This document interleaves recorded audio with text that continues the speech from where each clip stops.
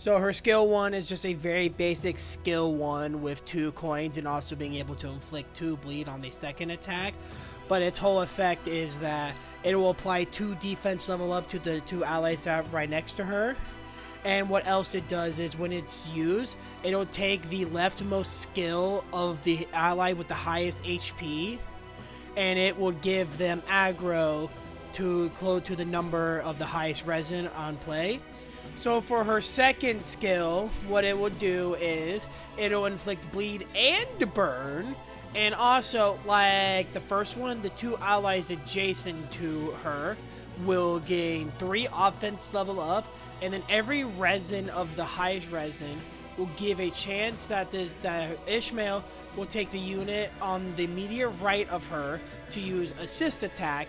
And what that does is they will use an unopposed skill 1 attack that will not mess with their skill list. So it's actually really nice for that little bit of extra damage. And also at the 4+ highest resin, it will give 2 damage up to this ally.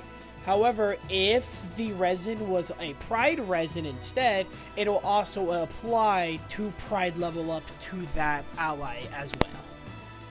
Alright, so this Ishmael skill 3 is actually really nice. So first off, it'll deal more damage based on the target's missing HP, dealing more per 1% HP with the max of 30% extra damage. She'll gain extra coin power for every 5 bleed on a target with a max of 2.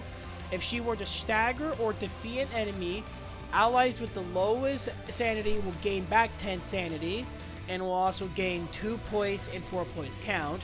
This is with the 4 times max, and the number of allies that can be healed is 4. And she will also inflict bleed count, and burn with this attack. So it is just a pretty nice generic attack with some fun stuff tied to it.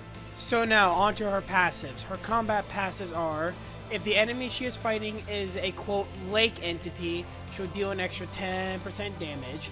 Then her other combat passive is that after she does an attack, she'll gain 4 poise, 2 poise count, and overheated gas harpoon on the very next turn, which that just makes her attack inflicts burn. After this initial attack, it'll also heal 2 other allies with the lowest SP. They will gain 7 SP and also gain 4 poise, but no poise count. And then if some of her if said allies are from the Pequod, they'll heal an additional 5 SP.